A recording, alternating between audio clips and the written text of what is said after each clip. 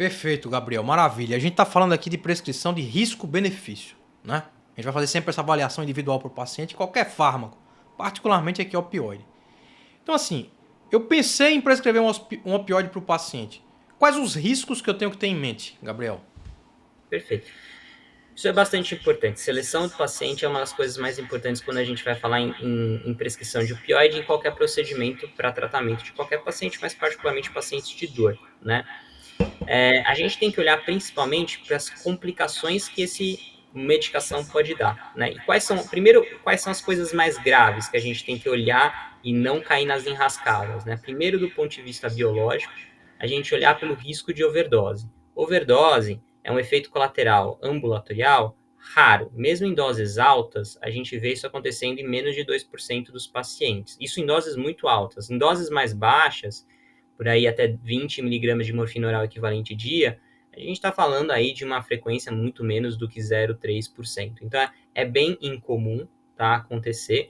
E normalmente a gente vê acontecer no paciente que tem mais risco. Quem são os pacientes com mais risco? São os pacientes que são pneumopatas, particularmente os pneumopatas retentores, né? Então, por exemplo, paciente com DPLC, com perfil retentor, é o paciente que a gente tem que ter muito cuidado na introdução da medicação, certo? Porque aí você tem um risco maior. Outra coisa que pode aumentar risco, especialmente em paciente já suscetível, é quando você mistura opioide com outras medicações que podem aumentar a chance de depressão respiratória, particularmente os benzodiazepínicos e gabapentinoides, tá?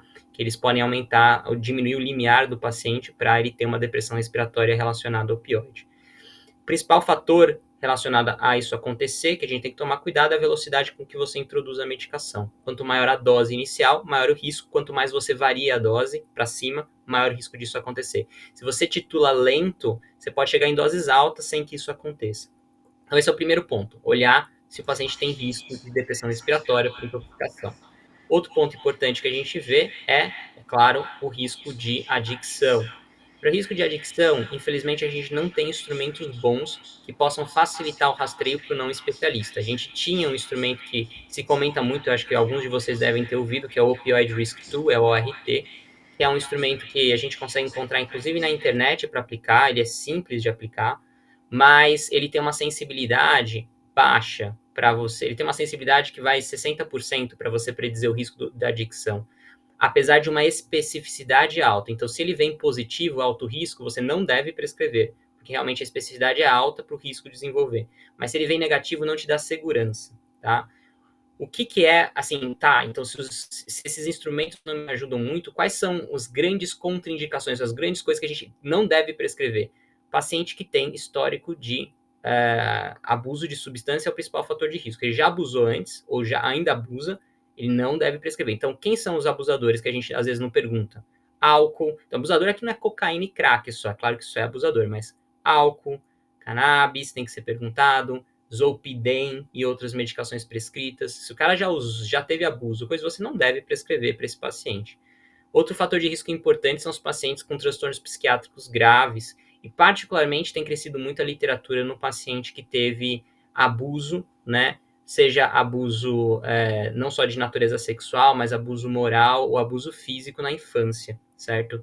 É um fator de risco importante para o paciente desenvolver adicção no futuro, em uma série de outras complicações de saúde. Então, são alguns dos pacientes que a gente não deve prescrever opioide, tá? Ou evitar ao máximo, ou se prescrever por curto tempo, mas eu vou te falar que não vale a pena nesse paciente se você arriscar. De outra, aí a gente entra nas contraindicações relativas, né? É importante lembrar que não há segurança bem comprovada dos opioides na gestação. Elas podem ser consideradas em alguns casos, mas é de se considerar riscos e benefícios da prescrição, tá? Eles não são sempre, eles não são medicações seguras. Na gestação, muita pouca coisa é segura, né?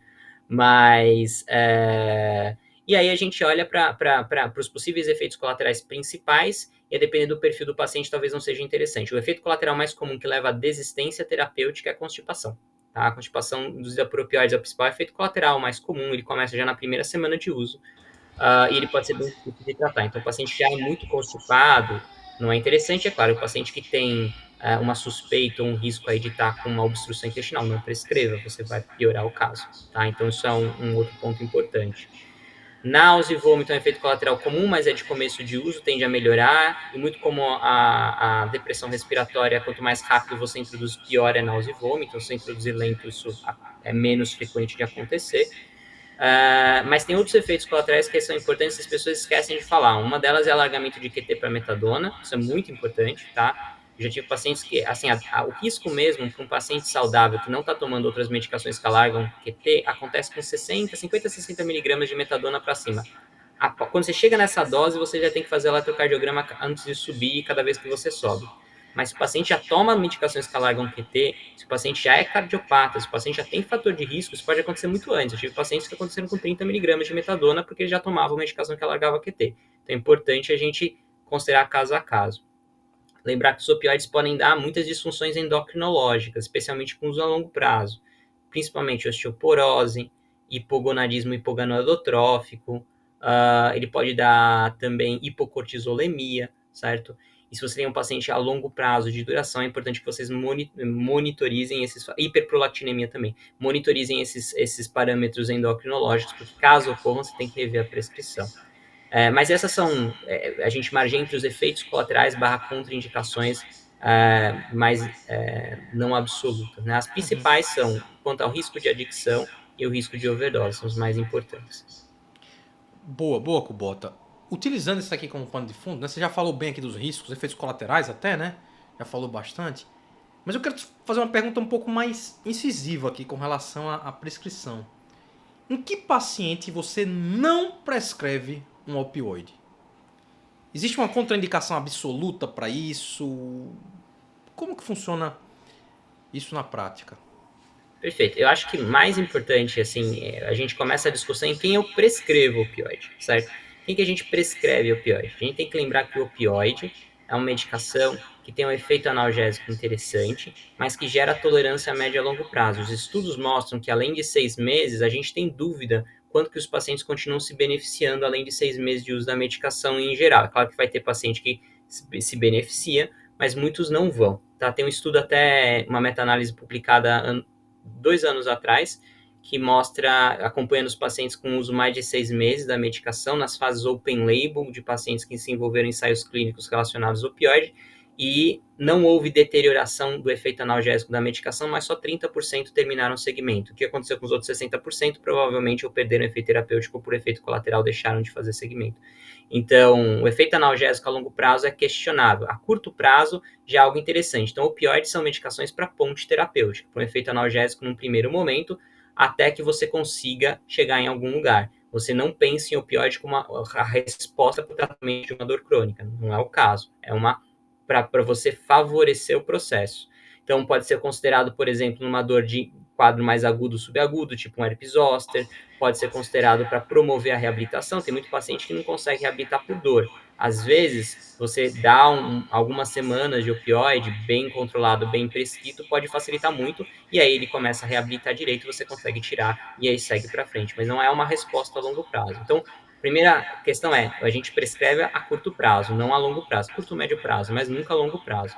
6 meses para frente é muito questionável se você deveria manter ou não. Outro ponto importante é que tipo de dor vale a pena prescrever, porque as medicações opioides não são para todos os tipos de dor. Hoje em dia a gente classifica a dor de duas formas: dor crônica primária e dor crônica secundária. Dor crônica secundária é a dor crônica que é que nem dor de cabeça, é a mesma forma de classificar. Dor crônica secundária é a dor crônica que é secundária a outro processo, a outra doença. Que são as dores crônicas neuropáticas, por lesão do sistema nervoso sensitivo, e as dores crônicas nociceptivas, por lesão geralmente do sistema músculo-esquelético ou visceral.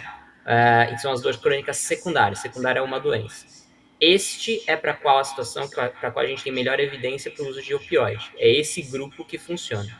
Por outro lado, outro grupo frequente na prática clínica, que são os pacientes que têm dor crônica primária, na qual a dor é a doença em si, como, por exemplo, é o caso de todas as cefaleias primárias, como o caso da enxaqueca, como é o caso da cefaleia de tensão, como é o caso da cefaleia em salvas, como é o caso de outras doenças como a fibromialgia, como é o caso de outras doenças como a síndrome do intestino irritável, não há evidência de benefício de opioide. Com uma única exceção, que é o uso do tramadol para fibromialgia, que tem pelo menos 2 trials positivos, mas muito provavelmente porque o tramadol é também um inibidor de recaptação de serotonina e noradrenalina, como eu falei, e provavelmente o benefício vem daí não pelo efeito opioide. E aí é uma terceira linha nas diretrizes e orientado a utilizar pelo menor tempo possível na menor dose necessária, tá? Mas fora essa situação, não é indicada para nenhuma síndrome de dor primária, então não se trata dor primária, nociplástica, com opioides, só dores secundárias e por curto a médio prazo. Nisso a gente já corta bastante das dúvidas de quando não prescrever. Agora, quando não prescrever mesmo, são aqueles que eu já falei, os pacientes que têm risco de intoxicação, os pacientes que têm risco de adicção aumentado, e aí, se o paciente já é constipado, se o paciente já tem hipocortisolemia, já tem hipogonadismo hipogonadotrófico, né, testosterona baixo, níveis de estrogênio e níveis de hormônios sexuais mais baixos, talvez, como o opioide pode piorar isso tudo, vale a pena você considerar riscos e benefícios com cada paciente. Perfeito, Kubota. Eu acho que você deixou claro aqui realmente essa forma que você organizou o pensamento, muito boa, né? Com relação à indicação eventual de opioides aqui, lembrando que são medicações mais utilizadas no curto prazo, quando utilizadas. E a questão do tipo de dor, né? Isso é bem importante, né? A gente como neurologista, então, a gente eventualmente vai prescrever, né? Alguns colegas falaram que prescrevem essas medicações. Isso que você falou é muito importante, né? Esse conceito. Eu não tinha isso bem enraizado na minha cabeça, não. Que para dores secundárias, de origem secundária como dor nociceptiva e dor neuropática, é possível utilizar. E que as dores primárias a gente não utiliza de forma geral, né? E a colega que lembrou bem, a Thalita Conte, né? Falando de desmame de tramadol em paciente com cefaleia, a gente sabe, né, que é inadequado, de forma geral, utilizar opioide em cefaleia primária. Então, muito importante esse conceito que você lembrou. Ela fala do desmame aqui, a gente vai comentar daqui a pouco, tá, Thalita, com relação ao desmame, mas eu acho que indicação e contraindicação ficou claro aqui. A Juliana está perguntando aqui a utilização associada da oxicodona, que você já comentou, que é um opioide forte, com a naloxona, para pacientes com constipação relacionada ao uso de opioide. É da tua prática, Kubota, prescrever essa associação? Essa associação, na verdade, vem com é uma associação comercial que a gente tem. Não sei se eu posso falar nomes comerciais, mas é uma Pode associação ficar à vontade, comercial. Kubota, que a É o gente não tem... Targin, Ela né? falou aqui também, Targin, é verdade, Juliana. Targin. É uma associação entre naloxona e oxicodona. Tá? A ideia por trás do Targin é que a naloxona é um antagonista de receptor opioide e que a oxicodona é um opioide forte. Aí você pode perguntar, mas aí qual que é o sentido? Porque você vai dar um antagonista com agonista, você não vai neutralizar o efeito? Não, porque a naloxona tem um metabolismo hepático muito rápido. Então ela não cai na circulação sistêmica, ela é eliminada pelo fígado. Já a oxicodona passa e cai no sangue. Então, basicamente, o efeito da naloxona fica no trato gastrointestinal.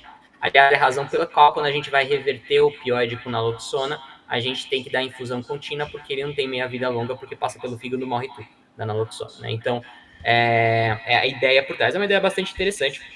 Funciona em relação a usar oxicodona pura, ela tem um benefício bem razoável para constipação. Não é 100% bom, mas melhora bastante, acho que é uma vantagem. Mas é importante lembrar que existem outras alternativas também que não só essa, né? Por exemplo, existe o próprio tapentadol, tem um estudo, um ensaio clínico head-to-head, comparando oxicodona naloxona com tapentadol, e o tapentadol tem menos constipação que a oxicodona naloxona, tá? Então, apesar de ambas serem mais seguras do que em termos de constipação do que você dar qualquer outra alternativa, você colocar o tapentadol ainda é um pouquinho melhor do que a oxicodona naloxona pela evidência atual. Outro ponto importante é que das outras alternativas mais seguras de constipação, já que a gente está aproveitando o tema, as medicações transdérmicas tendem a ser um pouco mais seguras, porque não tem contato direto com o trato gastrointestinal. Que não quer dizer que elas não constipem e que não constipem bastante, a depender do tempo de uso e da dose. Mas menos do que aquelas que fazem contato direto com a mucosa gastrointestinal. Maravilha, Kubota, perfeito. Eu acho que aqui o pessoal avisou que tá com um pouquinho de eco quando a gente tá junto, né? Então, quando você for falar, eu vou te colocar separado, acho que facilita, mas tá perfeito. Kubota, vamos para uma parte final aqui muito importante desse nosso bate-papo. Agora, o pessoal já viu em casa, né? Que quanto a específico dor, que... estudar, você vai estudar, isso você vai ler, você vai aprender bastante também, mas é diferente, né? É diferente quando você tem uma pessoa te ensinando na prática ali, como o Kubota tá fazendo aqui agora, né? E essa formação em dor, ela é muito importante pela prevalência, pela epidemiologia. Então, quem faz neurologia, por exemplo, pode se especializar em dor. É uma área que você vai agregar muito a tua prática ali, né? Quer dizer, você vai tratar um grupo de pacientes bem diferente. Então, Kubota, eu queria que você falasse, você é coordenador de residência hoje, né? Eu queria que você falasse, Kubota, a residência na USP, por exemplo. Às vezes o colega que está ali em casa, ele fica com medo de fazer a prova, acha que é muito difícil, acha que é muito complicado, acha que o Kubota é muito bravo. Mas não é, não. É gente boa, é um cara muito acessível. Então eu queria que você falasse, Kubota, até pra gente incentivar mais colegas a fazerem isso, né? Como é que funciona a residência? As pessoas são bem-vindas a fazer? Quantas vagas tem? É muito difícil passar? É impossível passar? Precisa fazer... Como que funciona isso aí, Kubota, para se inscrever na residência? A gente tem no HC, a gente tem tanto o programa de Fellow quanto o programa de residência, tá? No programa de Fellow, que eu estou coordenando diretamente, a gente tem 2 processos seletivos, um processo seletivo para neurologista e neurocirurgião e outro processo seletivo para outras especialidades que a ABN, a MB, na verdade, entende que podem ter título de especialista em dor. Para neurologistas e neurocirurgiões, a gente tem 3 vagas, para as outras especialidades, a gente tem 4 vagas, né? É um processo seletivo que a gente basicamente pergunta conceitos básicos de dor, nada muito avançado, dentro do que é do escopo do médico generalista. Na maior parte das pessoas que têm interesse em fazer acabam prestando e a maioria acaba conseguindo fazer. E a ideia dos nossos cursos de formação é a gente conseguir dar os instrumentos para criar novos especialistas de dor. A gente tem, na verdade, uma demanda muito grande, tá? E infelizmente o mercado que muitas vezes oferece especialistas que não têm uma formação tão boa assim, muitas vezes não uma formação tão completa, assim, uma formação, olha, só voltada para procedimento, hora mais voltada para o paciente internado, hora mais voltada para o paciente com câncer, mas é difícil você ter um centro que consegue oferecer um escopo de visão que vai translandar por todas essas situações e também por dor musculoesquelética e também por técnicas de neuromodulação e indicação cirúrgica para dor. Isso a gente consegue lá no HC, porque a gente é um centro bastante grande e tradicional. Então acaba sendo uma possibilidade bastante interessante. A gente tem bastante orgulho em formar bons especialistas, né? Então, eu sou uma das pessoas que fica sempre motivando e levantando a bandeirinha de criar novos especialistas, não só na minha área de neurologia e neurocirurgia, mas também em outras áreas, mas bons especialistas em dor, porque o Brasil precisa disso, né? E aqui está um curso que vale a pena considerar, especialmente se você gosta do tema, se você entende que faz sentido para você na sua carreira de vida, é um programa de formação excelente. Eu formei por lá, então... Não, é verdade, eu já vi, é um programa de excelência realmente, pessoal, assim, e é muito acessível, né? É isso que eu queria deixar claro aqui para as pessoas. Tem gente do Brasil todo aqui acompanhando o Kubota, tem gente jovem, né? Então encaminha para seus amigos, suas amigas aí, que vocês são bem-vindos a fazer a residência de dor, por exemplo, no HC de São Paulo. A gente tem o contato do Kubota, se quiser tirar alguma dúvida, né? E até se você quiser seguir carreira acadêmica, é um lugar excelente para isso. Então, realmente agrega muito a formação do neurologista ele fazer dor. E a gente vê que a maioria dos colegas que fazem dor, inclusive, eles trabalham principalmente com dor, porque a demanda é muito grande, né? Você pode escolher fazer só dor se você quiser, porque você tem um mercado para isso, né? Eu, por exemplo, faço neurologia geral porque eu optei por isso, mas eu poderia só fazer dor também. Então, é um mercado bastante grande e como o Wagner falou, a gente também tem programas fortes de formação de pós-graduação. A gente tem bastante pós-graduandos com a gente, então quem tem interesse em depois continuar alguma coisa acadêmica depois, é algo que a gente faz. A gente tem uma taxa de produção científica bastante razoável lá no centro e continuando, né? Então, inclusive contato com algumas universidades, por exemplo, universidades da Dinamarca, que a gente tem portas abertas aí também em tanto produzir, fazer estágio, etc. Então acaba sendo bastante interessante. Maravilha. Doutor Daniel, que está lá na Dinamarca, né? Doutor Daniel Professor Ciamp, não é Daniel isso? Ciampi, exatamente. Grande mestre. Muito bem. Bom, a gente vai deixar o link aí depois, né, Kubota? Você passa o link, né? Pro pessoal. Passa, com certeza. Rony, só coloca o link aí pra gente, por favor. Quem tiver interesse em se inscrever, a gente recomenda bastante. Aqui tem algumas perguntas, tá, Kubota? Vamos fazer aqui o bate-bola, né? As perguntas com os colegas. Augusto aqui. Augusto Marrafon. Fala, Augusto. Ele perguntando se é a prática de opioide para dor lombar, hérnia de disco. Se sim, qual? Você já mencionou, né? Que para dor aí secundária é possível utilizar por tempo curto. Alguma particularidade para esse tipo de dor tão frequente na prática, Kubota? Eu acho que assim, é uma coisa que pode ser considerada com certeza. A gente sempre orienta você tentar o uso de opioides quando você já otimizou as outras alternativas terapêuticas. Então, a gente está falando talvez de uma hérnia de disco, do que me entendo aqui seria uma dor mais aguda, subaguda. Então, você já otimizou analgésico simples, anti-inflamatório, relaxante muscular. Uma coisa que você pode considerar sim é uma ponte terapêutica com opioide se o paciente necessita de alguma analgesia a mais para conseguir progredir no processo de reabilitação. Nem todos vão precisar, alguns vão conseguir fazer a reabilitação sem uso disso, mas se você precisa de alguma coisa, é algo bastante interessante. E aí você poderia utilizar de qualquer uma dessas alternativas que eu comentei. Normalmente, a gente acaba recomendando que na prescrição você não faça uma dose, especialmente no início, além de 50 miligramas de morfina equivalente dia, né? Isso é inclusive recomendação de diretriz, porque acima disso você começa a aumentar o risco de overdose, e que no tratamento você não atinja doses acima de 90 miligramas de morfina oral equivalente dia, que é bastante para quem não prescreve, né? Mas isso é uma coisa bastante importante de reforçar, porque nos estudos que a gente tem, nas meta-análises que a gente tem, quanto maior a dose do opioide, maior o efeito analgésico, até 90 miligramas de morfina oral equivalente dia. Acima disso, a gente perde a relação dose-efeito terapêutico. Então, não há justificativa baseada em evidência, no contexto fora de câncer, é claro, de você subir a dose muito além disso, né? Então, isso é uma coisa para ficar bem marcado. Acho que são limites assim interessantes de prescrição, eu não cheguei a comentar, mas acho que vale a pena lembrar. Não subir além de 90 miligramas de morfina oral equivalente dia, não começar com dose além de 50 miligramas de morfina oral equivalente dia, e realmente, teoricamente, não vale a pena muito além de 6 meses. De prática, sim, 2, 3 meses de prescrição, mas não muito além disso. Professor, agora aqui essa pergunta é fundamental, né? Decidiu que vai usar um opioide, beleza? Vai usar por pouco tempo, tem uma indicação ali, uma dor secundária. Como que você escolhe o uso desse opioide? Você falou dos opioides fracos, opioides fortes, opioides que generalista deve evitar. Estamos falando aqui pro generalista, viu, Kubota? Estamos falando pro generalista. Como que a gente escolhe? E até o Augusto ele já perguntou isso, né? Qual a gente escolher na prática? Isso é uma pergunta Não tem uma receita de bolo aqui, né? Mas como que você utiliza esse racional aqui de forma geral? não tem uma receita de bolo, porque os opioides, cada molécula tem características em particular. Então, é a mesma coisa que você virar para o neurologista e falar qual que é o antiepilético que você prescreve. Depende qual que é a epilepsia, como que é o paciente, etc. Custo, né, por exemplo, entra na jogada.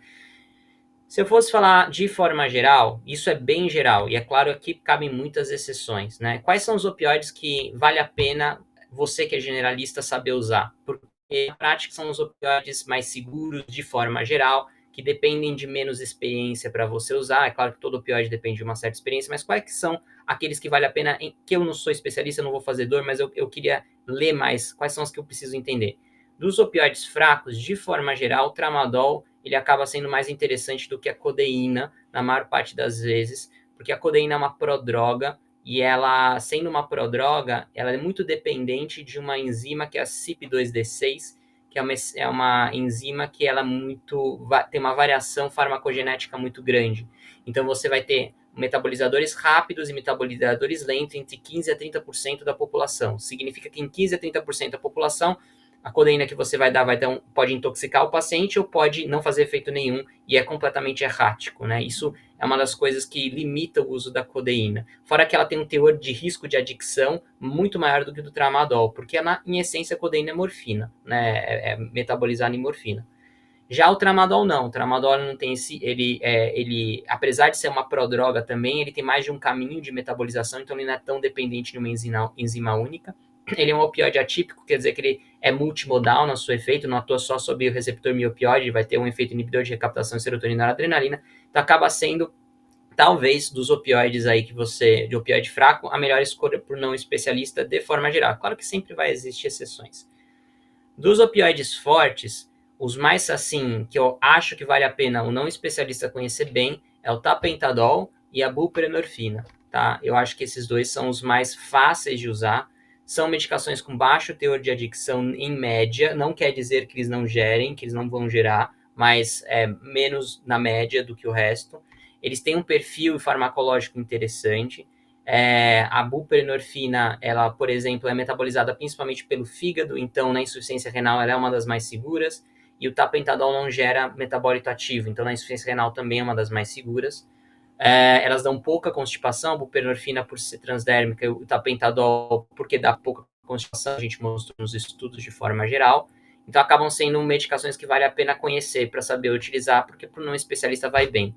A metadona é uma das medicações que eu vejo muito utilizada por pessoas que não têm experiência com ela.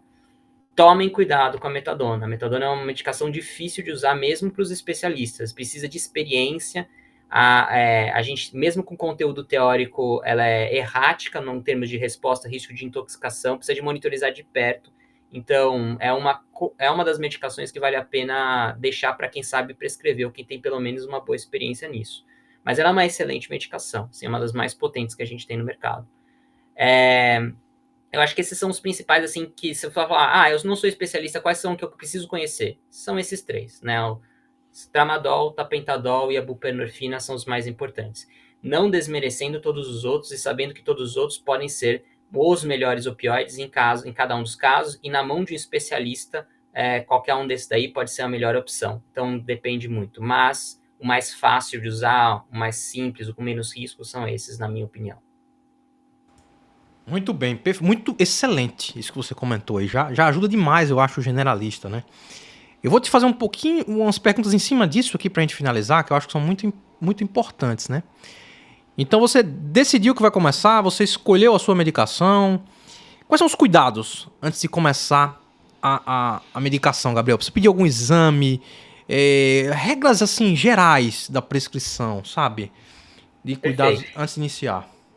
A metadona merece um eletrocardiograma, não é antes de iniciar, mas pelo menos junto com o início, a menos que o paciente já seja cardiopata ou que esteja tomando várias medicações com AMT, aí eu faria antes de iniciar. Mas os outros não precisam de medicação, não precisa de exames para iniciar. Se o paciente não tem nenhuma comorbidade conhecida, você pode começar.